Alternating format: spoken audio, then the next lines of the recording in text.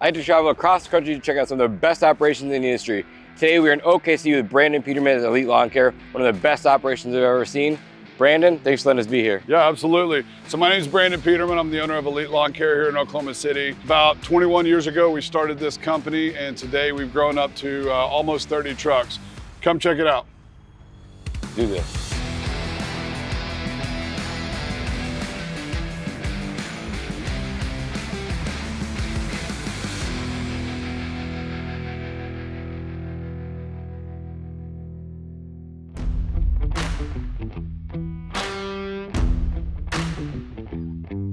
We're out here in Oklahoma City. Gonna go check out Elite Lawn Care, 30 plus trucks, pretty sweet operation. We're gonna go check out building number 2. Let's go check this thing out. What's up, Brandon? What do you got going on here? This is just where we keep overflow trucks. I remember at one time this was set up as an office. It was, actually, yeah. The office was down at the very far end, but now we just do training down at that end. So we have overflow vehicles in this area and then in the back part too. Cool. Well, let's take a look at one of your trucks. Cool. So this is a Isuzu NPR. I feel like we have 15 total of these trucks. 5 of them are like an acreage setup. Yeah, we'll show those, yeah. And then 7, 8, 9 of them that are similar to this. Yeah, when you first started putting these trucks together, what were these running you? 60, 65,000. And then the very last one I bought, I think about a year ago, I think it was 107. And then we'll talk about pay performance in a little bit when you bought those 5 or 6 trucks. Yeah, so this is a 4-tank system, 200, 200, 200, and 100 in the back. And so like we literally bought this for the mere fact of we could run 4 different services, 4 different line items on the invoice. It's just like a super truck type. So. Yeah, so we could spray more stuff. And I think when we first bought it, we had a weed and fert for Bermuda, weed and fert for fescue, because we have both grasses here, we're in the transition zone. And then we had maybe our soil conditioning and our pest, I think, when we first bought it, and that's why we did a 4-tank setup. Do you still like that setup? No, we've changed a lot from that.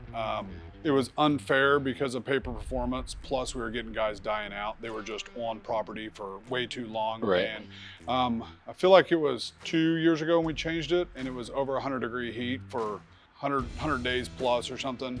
And so they were on property way too long. Yeah, so instead of doing like a 12 to 20 minute service, they're out here for 45 minutes to an hour, just sweating and heat work. You could not get that breaks in the middle of summer with the AC. It was just killing them. They was doing 7, 8 jobs and coming back like dead. Just 4 separate tanks, 4 different hose reels. Yep. And we just made it super easy, dummy proof almost. Just, you know, this hose, tank 1, tank 2, tank 3, and tank 4. This is just fresh water here? Yep, fresh water, and then there's a cage. I don't know what they have in there, so. It looks like a little B&G. So this is probably, they're probably running like pest, probably indoor test, maybe some outdoor pest, maybe some lawn stuff out of this truck right now. What's that for? Spreader carrier. Obviously they're just doing pest in this truck, it sounds like, so he doesn't have his spreader hooked on. Cool. 3 motors over here? Yeah, so there's a motor over there and then 3 over here. Okay, cool. So you got your first tank, second tank, third tank, and your 4th tank over there. You check out the inside? Yeah.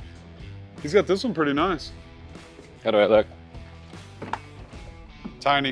Am I hired? Am I hired? Oh, there you go. Next setup? This is just a little bit different. Well, it's just our core aeration truck. Okay. We just threw a ramp rack on it, and we've got a riding and a push. I think we have 2 of these setups. So that's only aerations. That's aerations. Obviously, those are set up for weed and further pest. Yeah, what time of the month do you guys usually, or what time of the year do you guys usually do aerations down here? We start, I feel like, first part of April. Yeah. And then you can go all through growing season to like probably September 1st. Cool. Because you had the transition to different grasses. Cool. Up here we have a little training area. What's the couch for? That's a casting couch. This is for interviews only. No, so this is training, and then we used to have 2 TVs. Obviously there's one, but we had a projector, and it would go there, and then we had 2 TVs on the side. So anytime we're doing any sort of training, we try to do it once a month.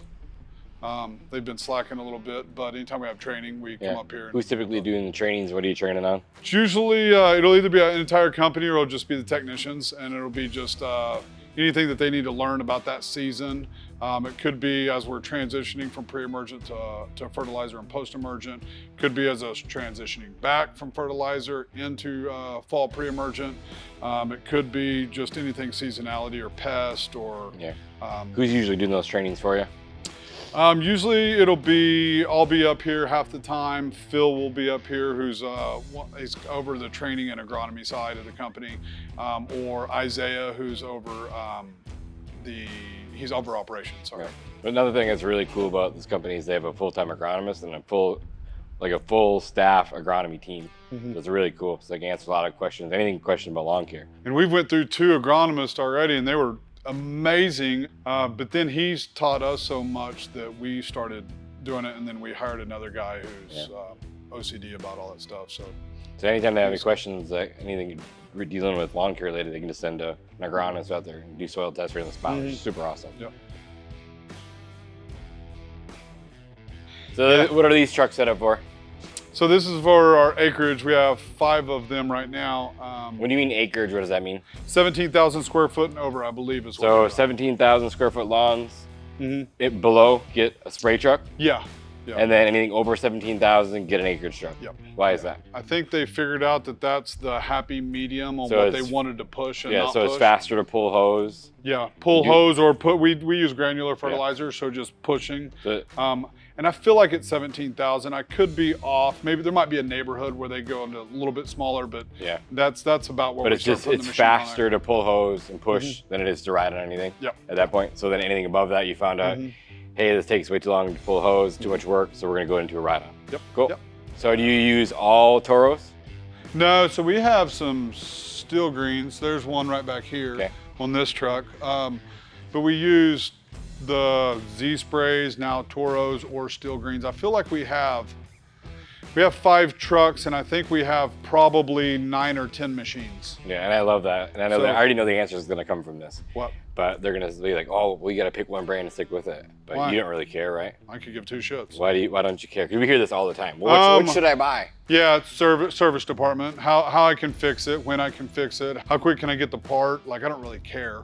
I don't want to steer too far away from this style of machine because everyone's so used to it. I don't want to get out there with one with a steering wheel or something, because that's just a different style. What do they typically hold on this truck? So at least one machine. We put all of our fert up here. How do you get on the truck? Do what? How do you get all the pallets on the truck? Do they carry This them? isn't a pallet. They hand pick it. So at the other shop, we have like a drive-through area where they can refill all the trucks. And literally they pull up and there'll be 2 pallets, 2 tall right here, and they just kind of hand it off. Cool. So they have their chemical sheet. They know what they need for the next day. And so they stack on however many bags that they know they need. And obviously there's 2 tanks. I feel like one of them has pest, one of them has soil conditioning, and then this is his refill tank. Okay.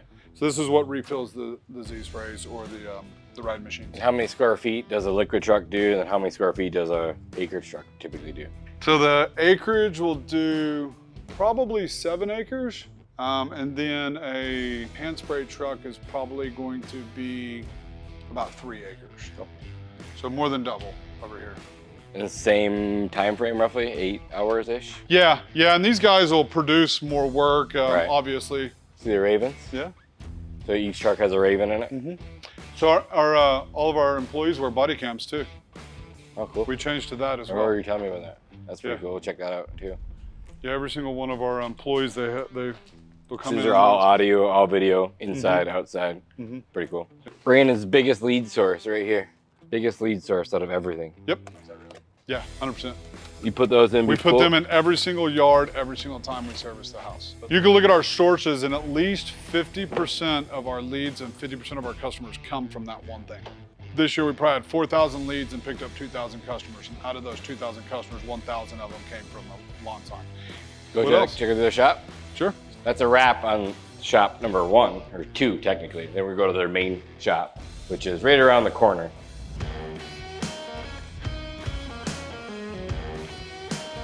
Now we're gonna go check out his office, sales operations, and the rest of his fleet. There's like 25 trucks over in this building, so it's gonna be pretty badass. Which way you wanna go first? Go this way? This is where I'm at now. Oh, you haven't seen this yet, no, have you? I have not. So this is your office now? This is my desk. My accolades behind me. I have my poster behind me and my accolades. I have 3 of them so far, and I'll be getting my 4th one Tomorrow. When we did the podcast, that was in the background. Was it? Yeah. I tried my hardest to get it in there. My office. Through here's our like our CSRs, admin. What's up with the maps? So that's our whole city, and that's kind of how we used to run everything. It's not how we run it anymore, but when we were starting out, and we had a few trucks, they would just chase each other around the entire city, and that's the route that we would take for the 8 weeks. Kind of a blast from the past, if you will, Yeah, but cool. not what we do Nostalgia. now. We work quadrants now. I think that's in 8 pieces. Yeah. I think we're running 20-something trucks now, so it makes more sense. We don't want 20-something trucks chasing each other. More CSR. Yeah, and our new, so like this is our sales manager and sales and marketing manager, and we just hired that new social media Starts tomorrow morning. girl that starts tomorrow morning. Got her at desk right here. Cool. So they're gonna be collabing next to Love each that. other, and that's kind of why we threw Ryan in the office with me, Yeah. so that we could collab nonstop. Cool. Here, let's go to my old office. We changed it into a conference room. This is the one with the sauna in it. What do you guys use this room for? Any meetings, any conferences, interviews. We're in a academy style group, and we meet once a week with our coach, our entire leadership team. And so we throw him up on the TV and we all sit around here. So it's been very valuable, me moving from this office, because this is so secluded. Yeah. And moving up front, and then and turning this into our break room, or not break room, our conference room. You guys run EOS? We used to. You We still did do. it for 2 years. Pros and cons, I could get into a ton of stuff about that. We changed from EOS to a different group. Do you still run the same meeting structure roughly? No, No. it's a little bit different. So we started doing Breakthrough Academy. Yep. And they're based in Canada, and they have a little bit different style of a meeting structure. So there's like 6 pillars, and I could be butchering this a hair bit, but there's 6 pillars, and the 6th one is goal setting and review. So that's like EOS's model, kind of. So they do a different style, but it's very similar to EOS, but it's the 6th pillar. But then there's 5 other pillars that connect. One's sales, one's marketing, one's hiring, so it's like it's this whole tree that encompasses everything. So EOS was like trying to figure life out yourself, and what do you need to do for this 90 days? And this, like, once you connect everything, it tells you what your 90 days is. Like, Cool. here's the most important, here's the most valuable. So it's not having to guess or having to figure it out or having to brainstorm or think. It automatically tells you. Okay. How long have you been doing that for? We're going on probably 6 months of it now. Yeah. You guys meet Huge. once a month? Do what? Once a month, once a week? It's weekly. I think we meet with him every 2 weeks, and then we do a group set, like a one-on-one coaching session with him every 2 weeks, and then we do a group session every 2 weeks. Cool. So it ends up being weekly. Back here is our pantry. The guys get here in the mornings. They come and grab snacks, whatever. I don't know, it's like stocked to the max of shit everywhere. Can I say that? Can I say shit? And then we've got, I know the reason behind it, but what was the reason behind bringing all the food here? we used to have guys, and this was before we even had on-site fuel. Guys would go to the gas station. Every morning they'd leave here, go to the gas station, grab tons of shit, stay there for 30, 45 minutes, and then head to their first stop. They'd like literally drive out of their way to the gas station that they preferred. It could be 3, 4, 5 miles out of the way. They'd go to that gas station to get their food or whatever, and then they'd start going out. After we figured out all the math behind it, it saved with labor, because we were doing hourly at the time and not pay per performance, which we are doing now. But it saved us 50% of what we were paying out. So say we were paying out like for the year, so say it cost us 10 grand just for them to go to the gas station and go on. Buying food that year was 5 grand. Awesome. So we, and then right now I think we're buying almost $50,000 a year worth of food to feed everyone. And it saves your tax money. Yeah, it saves them tons of money. What are we walking into? Locker room? Yeah.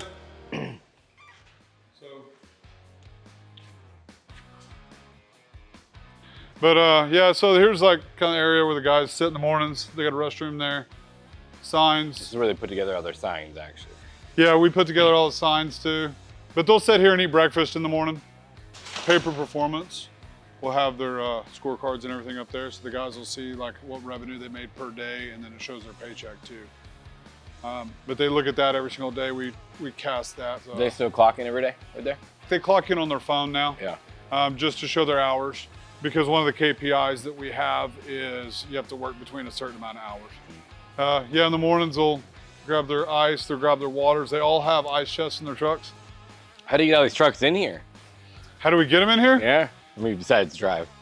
Yeah, they kind of have their own technique about it. I think we have, they kind of get them in rows up there, and then they kind of turn the corner here and start stacking them. There's only one truck that we haven't seen that's like the F-250 version. We got several right there. Yeah. We got this one over here. To go to that one? Yeah, so that's kind of more what we're leaning towards buying from now on. On the MPRs, we were doing too many services. I say too many services. Our technicians were dying out because of too many light items on the invoice. And so between that and paper performance, we decided to break it back just to 2 services per truck. And so with that being said, we only need this style of truck. This is like what, 50,000? Yeah, I think we pay 54 for the last batch we bought. I think we bought 7 of them this year. Paint wrap, super springs on it, tent, 2 tanks, spreader. It's pretty quick. It's a quick turnaround. Cool. We just take it to Mako, and I think it's all of $600 and then $300 to put a sticker on it. How much fertilizer do you keep on hand at all times? I think every month we run through 2.5 to 3 semis worth. Wow. I think the start of the year this year, we bought 7 semis, and then I just bought 3 more, and I'm fixing to buy 3 more. Cool. So we buy about 3 at a time. Awesome. How long you been in business for? This is our 21st year. So overnight success. Yeah, for sure. First year I just bought 20 trucks and went for it. Yeah, overnight success after 20 years. Want to go look at one of the Mavericks? It's got scoop and poop on it. Yeah. Look at this one's brand new. Kinda. Hasn't been used yet. Huh? Has it been used yet? Oh yeah, they put 4,000 miles on it or something. Cool. So this one, it's my very first truck ever. First truck ever? First truck for Elite Lawn Care. Cool.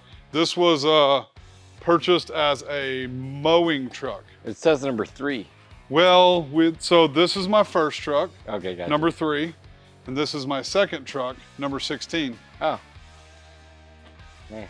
We picked those numbers just so people thought we had more trucks. And I was like, I'll never have 16 trucks. This is crazy. Now we're like in the 20s. Later, yeah, I don't know, I don't see one, but you can find a F-250 around here and it'll be like 25, 27. And this is truck number 2? That was truck number 2. So this one was purchased for mowing because we were mowing at the time. And then we were using my personal vehicle for spraying and just pulling a trailer. But I needed a 4-door and I got a diesel. I was gonna be pulling a mowing trailer. And then I purchased that truck for spraying and I started adding the tanks for it. So these were like officially purchased as work trucks. It wasn't Brandon's personal truck anymore. You can tell it's truck number 2 is set up way different. Mm-hmm. And that's what I thought we needed. And I thought, yeah, I mean, I bought a big 550. It's 4-wheel drive. It's the whole deal. So the cool part is like, I think I'll keep both of these, like, because they're pretty nostalgic. So 100 years old or whatever, we'll still have these 2 trucks. They'll be sitting on display somewhere. But on that one, because it's all 4-wheel drive and everything, I thought about just like doing a whole lift kit and doing something stupid, semi wheels and tires or something, and just kind of setting it up like as a show truck. Cool. I have too many guys wanting to drive it. And then we got, how did we come up with this truck? Well, this is truck number 5. Jerk 5. This year we started a pooper scooper dog pet waste removal cleanup company. And then we have 3 of these trucks right now. Only one of them is fully active. We're trying to get the other 2 going. Cool. Yeah, so we started a whole new company and we're gonna play with it. See if we can get it to grow. Love it. Sure will. Hold on, there's one of these trucks that's like fucked up. So funny story. Hey, there's truck 28. Here you go. Here's the fucked up truck. Yeah, see that truck's already at 28. That number. What happened there? So a newer guy was turning the corner on that pole over there. Literally came in this way and came over and just hit the pole here, and he hit it like right at the front of the bed, and then just kept driving and commenced to just like trashing the whole side of it. It was funny because I was standing over there and he turns around and looks at me, and everyone looks at me, and I just start laughing. And they're like, what? And I'm like, what are you gonna do? Like, what does it matter? And everyone's just like, oh my gosh, you're not gonna like fire him and get pissed? And I'm like, why? Like, it doesn't fix the problem. Like, what does it matter? Does he still work here though? He, like, it was ironically, he hit a mailbox. he took out the side of this truck. And then I feel like he tried to parallel park our truck and hit a car or something. And then he just said, I give up, like, this isn't the job for me. And I think we were kind of at the end of our threshold with him too. And we were like, I think we're kind of in the same position. I know we already kind of talked about pricing, but just walk us through the setup of what they hold in these trucks. So this is 300 gallons? Yeah, that's a 300-gallon Space saver. Space saver. This is a 100. What do they usually carry in here? Just for weed control? Yeah, just some sort of a weed control product for probably, that's probably going to be a Bermuda tank. This is going to be a soil conditioning, and I bet they have like a backpack for fescue. Cool. And they obviously hold fertilizer in the back. Yep. Bags of fert. Yep. And then they have Let's Go spreaders with a hitch mount. Yep. Pretty easy so you don't lose them. Yeah, they got their blower back here and their fertilizer. As far as inventory goes, yeah. How much money inventory do you think you have in the shop right now? Probably right now about 150,000. At any given time, it can go all the way up to about 350 to 400,000 and then drop back down. It depends on time of the year, what we've pre-bought, or what we have coming in. You know, sometimes we'll get 10 semis of fertilizer in. That's easily $120,000. How much money in trucks do you have in this shop? In this one shop, I know we own more than $1 million worth of trucks. I bet there's about 17 trucks in here, 18 trucks. So yeah, there's probably about $1 million in here, and I bet I don't even know what the dollar amount of trucks are. 1.6 million? $1.6 million in trucks. I think so. Let's go. So at the end of the day, what? At the end of the day, they'll pull in, they park right here, they all get gas, they run their stuff to the dumpster. We got the dumpster strategically placed right over there. They'll get their stuff in the dumpster, they'll whip around, and they'll pull through the refill bay here. They'll fill up with product, and then they'll either park there or pull up to park at the other building. How big is that tank? A fuel tank? You what? How big is that fuel tank?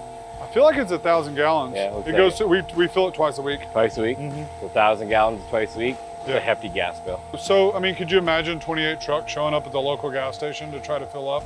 We used to do that, and it doesn't really work that well. This is what we came up with as a training center for all the guys when we're spraying pre-emergent. We're spraying blue.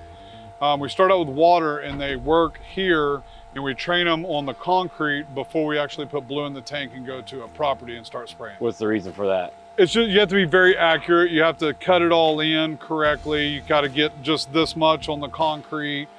You've got to kind of angle it a certain way. There's a technique completely behind spraying blue. And do you guys time it too, like per 1,000 square feet? Yeah. Everyone gets timed, and we'll stand out there. We'll give them pointers. We have to make sure they pull the hose correctly because we don't want it the hose running through a garden or rubbing against a house on brick or anything. So we have guys stand on corners and stuff. But we made this, it's kind of faded on this side because the truck's driving over it. But basically, this is gonna be the front yard. So you've got the sidewalk right here. You've got the lawn here. That's gonna be like your mailbox. So right here, I'm walking on the sidewalk. That's the sidewalk. Here's a boulevard.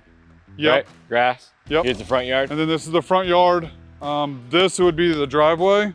And this is the walking path to the front door. House. Cool. So like this is all grass.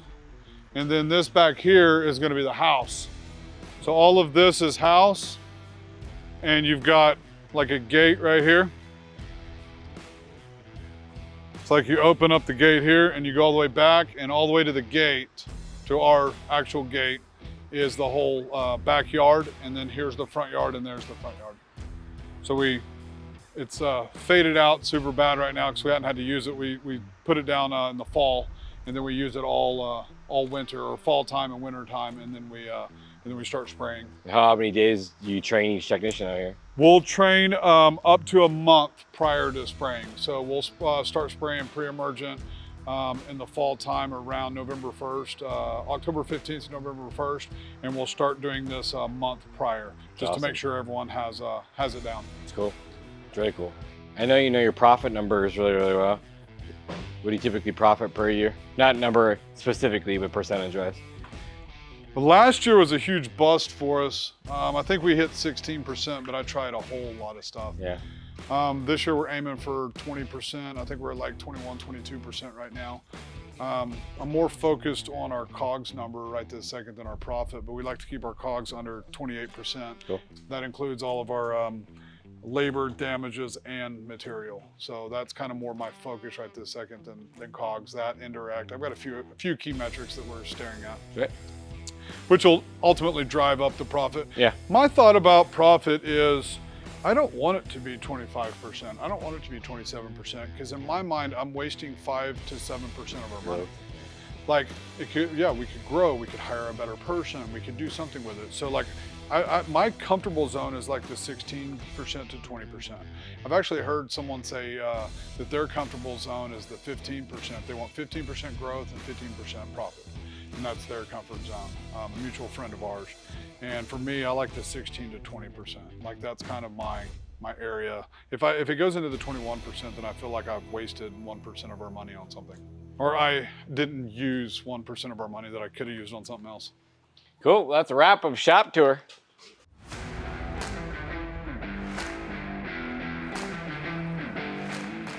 So we're lining up at the gate. You do inspections every single day? Yes, sir. What do you guys go over? So I'm looking at tires, tread wear. I'm also looking at tanks that are leaking, organization of the truck, spreaders, equipment, just basic, quick rundown of the truck. Cool. Then I also communicate with the tech, hey, is there anything going on that we need to know about? They also have truck inspections that they do every morning that communicates with the office or the operations manager that, hey, this truck needs this or that. So, cool. Do you guys go over anything with their route for the day, or they have questions? yeah, if there's specific things with routes, we'll let the tech know at the gate, like, hey, you're gonna have this job to do, or this client needs this specific time, so give us a call ahead. So yeah, we go over with route information as well. The pest trucks are the most particular. You know, sometimes they need specific products to go out and do a job. Cool. How long have you guys been doing a morning rollout like this? Been about 4 months now. 4 months now? Yeah. We started actually doing the inspections out here because there was times that we were running into getting a bunch of flats out in the field. We're going out, we're like, oh yeah, the tread's worn down. So it's just a kind of accountability. I mean, just, you know, we hold the tech accountable, the tech holds us accountable for getting the repairs done. And this is just a good way to catch it all before they get out in the field.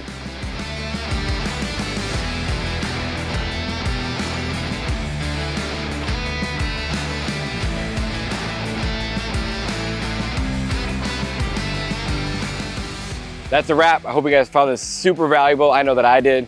From the operations to the truck setup to their training, their facility, it's all on point. I'm sure you guys got a ton of information out of here. And if you want to become a Pest Badger partner, make sure to click the link in the description, fill out the form, and we'll reach out to you. Hope you guys found this super valuable. See you guys in the next one.